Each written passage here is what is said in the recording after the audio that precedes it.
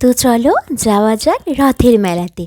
আমি এখানে সাজুগুজু করে বেরিয়ে পড়েছি। এখানে চলে এসেছে জিয়া আর দেবস্মিতা আমাকে নিতে। আমরা সবাই মিলে যাচ্ছি রথের মেলায় দীপালীনগর মাঠে।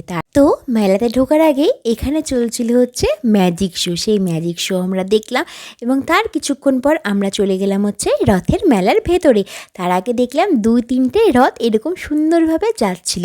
আর মেলা মানে জিলিপি, খুরমা, বাদাম, পাঁপড় এইসব। আর অবশ্যই রথের মেলা মানে নটকা ফল।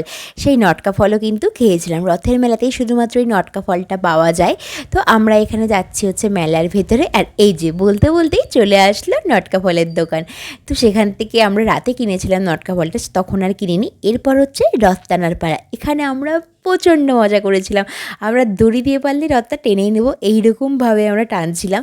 ভীষণ ভীষণ ভীষণ মজা হয়েছিল। আর এই ছোট্ট পুচকিটাকে দেখো, ওও টানছে রথ পুরো শরীরের জোর দিয়ে।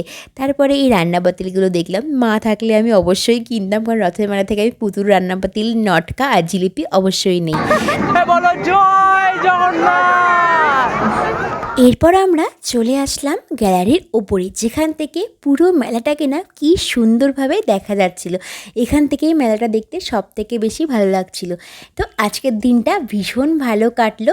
তো এটাই হলো আজকে আমাদের রথের মেলার ছোট্ট একটা মিনি ব্লগ। দেখা হচ্ছে নেক্সট ব্লগে।